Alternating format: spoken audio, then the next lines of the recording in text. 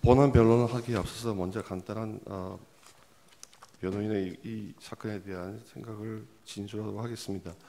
준비기일에서 본 사건이 형식적으로는 국회 소추인과 대통령의 사건이고 또 국회를 장악한 야당과 대통령 사이 대립이며 체제 변혁 세력과 체제 수호 세력의 대립이라고 말씀을 한 것을 영상으로 보았습니다. 본 변호인은 거기에 붙여서 하나 더 말씀을 드리고자 합니다. 친중 반미 세력과 친미, 친서방, 친자유 민정 세력 간의 대립이 이것의 분명한 본질임을 말씀드립니다. 변호인이 혼자서 생각하는 것이 아니라 1차로 부결된 탄핵소추 안에 대통령의 친미, 친일 외교관계 문제를 삼았고 그것에 대해서 미국이나 서방 진영에서 굉장히 격하게 반응을 했습니다. 미국의 미국의 공화당이나 민주당의 탱크탱크에 있는 간부들도 그 문제에 대해서 심각한 우려를 표시한 바가 있습니다. 앞에서 대통령께서 이번 비상계엄을 선포한 것과 관련해서 선거 부정 문제 그거를 해결해야 한다는 생각을 했다고 하는 말씀을 우리 다른 변호인께서 말씀하셨습니다.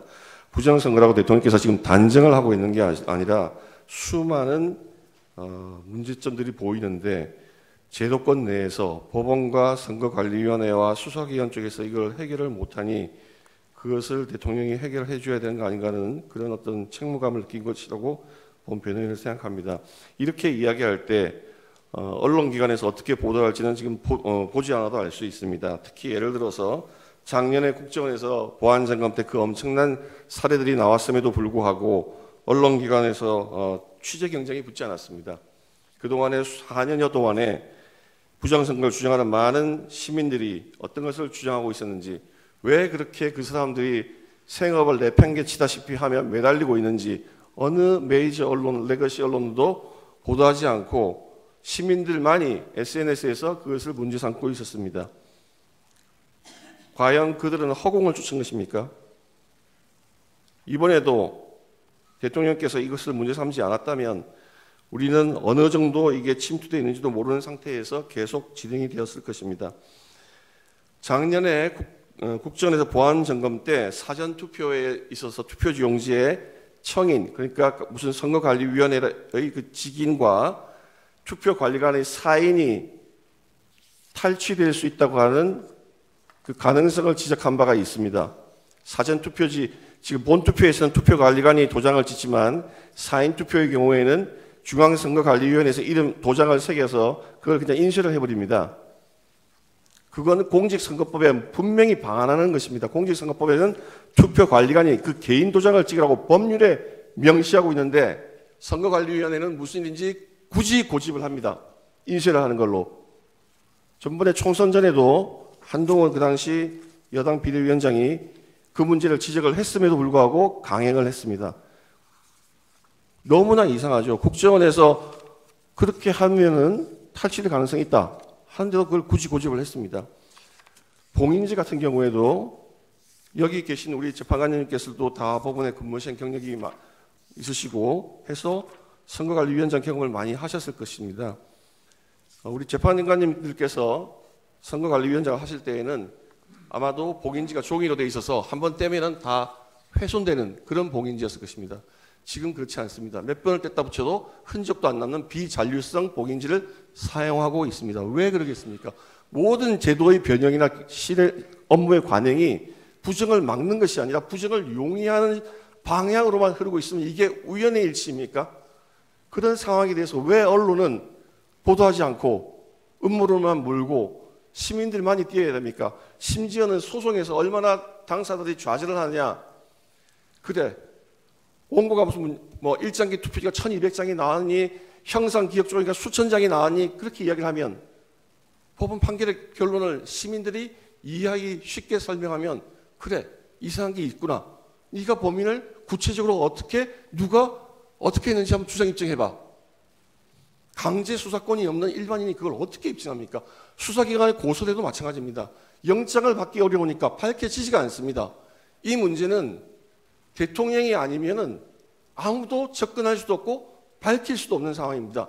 부지불식간에 대한민국의 주권이 잠탈될 위험이 있다는 것을 말씀을 드립니다. 그리고 지금 절차라든지 다른 부분에 대한 본안 변론을 하기에 앞서서 저희가 준비기일에서 말씀드린 게 있습니다. 본 탄핵 소추 의결서에서는 내란 행위가 거의 80%를 차지하고 있었는데 그걸 준비 절차에서 제외하고 탄핵 소추 사유를 정리하겠다고 말씀하셨는데 오늘 법정에서 소추인단께서 하시는 것을 보니 상당히 정리가 됐습니다. 그런데 저희는 이 법정에 들어서 변론하기 직전까지 저 정리된 탄핵 소추 사유 정리서를 받아본 적이 없습니다. 이거는 방어권의 심각한 침해이고 저희가 그래서 변론 준비 개시에 대한 이의 신청을 하면서 정리된 사유를 받아보지 못했으니 그걸 보고 변론을 할 수 있게 해주십시오. 방어권 보장을 위해서 꼭 필요합니다. 말씀을 드린 바가 있습니다. 그래서 오늘은 탄핵 소추서를 기준으로, 탄핵 소추 의결서를 기준으로 말씀을 드리고 차후에 간단하게나마 저희가 거기에 대해서 변론할 수 있는 기회를 주시기를 재판부께 간곡히 당부를 드립니다. 저는 이 탄핵 소추 사유가 탄핵 소추 사건이 위협하다는 점을 한 번 더 지적을 하고자 합니다. 국회법 130조 93조의 그 관계에 대해서 법사위원회 심의 의결을 조사를 하지 않은 것에 대해서 우리 지금 헌법재판소가 그것은 임의 규정이고 국회의 자유권 내에 있는 것이라고 보아준다고 말씀을 한 바가 있습니다. 선례가 있습니다. 저희가 그 선례를 몰라서 말씀드린 게 아닙니다. 그 전까지는 국회에 부여된 그 자율권을 이렇게 남용하는 정당이 없었습니다. 국회를 장악한 민주당이 탄핵 소추를 22번을 남발하면서 그것도 야당 대표의 범죄 혐의를 수사하는 검사들, 방송에 관계된 방통위원장, 장관들 무차별 탄핵 소추를 하고 국가의 정상적인 운영을 방해하고 국민의 어떤 안보라든지 국민 생활이라든지 이런 걸 위한 예산을 무분별하게 삭감을 하는 이렇게 주어진 권한을 남용하는 정당은 없었습니다. 따라서 이런 지금과 같은 상태에서 또다시 우리 재판관님들께서 그것은 국회의 자율권에 부여된 것이다라고 인정을 해주신다면 앞으로 여소야대 국회가 되면 항상 선례를 따라서 주어진 탄핵 소추권을 가지고 정권 탈취를 위한 쟁취를 위한 수단으로 남발할 것이고 정치는 불안정하게 되며 경제 불안정으로 이어지고 국민 생활은 나락으로 가며 그 다음에 행선지는 국민들이 흔히 말하는 남미 같은 그런 이상한 나라로 전락하게 될 것입니다. 제가 이 사태를 보면서 옛날에 읽은 책이 생각납니다. 히틀러 시대의 그 선전가들이 법률가들을 조롱을 했습니다. 법률가는 정치가 만든 현실을 미화하는 도구에 불과하다. 그 글을 읽으면서 굉장히 비참한 감정을 느꼈습니다. 이제 헌법재판소인 우리 재판관님들께서 헌법이 살아있다고 하면서 보여주셔야 되고 87년 체제 헌법은 제왕적 대통령제가 아니라 국회 절대 우위의 헌법입니다. 이제 그동안에 우리 김대중 대통령이나 김영삼 대통령 그런 분들이 계셨을 때에는 자제를 했습니다. 주어진 권한이지만 자제를 했어요. 탄핵 사건이라고 하는 것이 한 국회 4년 임기 동안에 한두 번도 잘 안 생겼습니다. 이번 국회에 들어서 22건, 그 대통령 탄핵하고 난 다음에 또 7건 돼서 29건, 이건 정상적인 상황이 아닙니다. 이제 우리 재판관님들께서 이 규정의 해석을 바꿀 때가 됐습니다. 법사위에서 충분히 조사를 하고 그 국회의원들 토론과 조사를 거쳐서 표결을 거쳐서 오고 해야지 그러지 않냐고 지금과 같이 무조건 탄핵 소추하고 수사사건 기록을 가져와서 그것을 이 재판에 원용해서 쓰는 것은 국정 문란을 초래하는 것이고 헌정을 문란케 하는 것입니다. 재판관님들께서 이제 그 해석을 바꾸셔서 헌정이 제대로 운영될 수 있게 해주시기 바랍니다. 그리고 지금 시간이 없어서 지난번에 시간이 굉장히 짧기 때문에 지금 오늘 말씀한 것 중에 몇 가지만 말씀을 드리겠습니다. 지금 대통령이 반성의 기미가 없다 뭐 이런 말씀하시는데 공소처는 수사권이 없습니다. 직권남용죄에 대해서는 재임 중인 대통령에 대해서 소추할 수가 없고 수사할 수가 없고 내란죄는 수사권이 없습니다.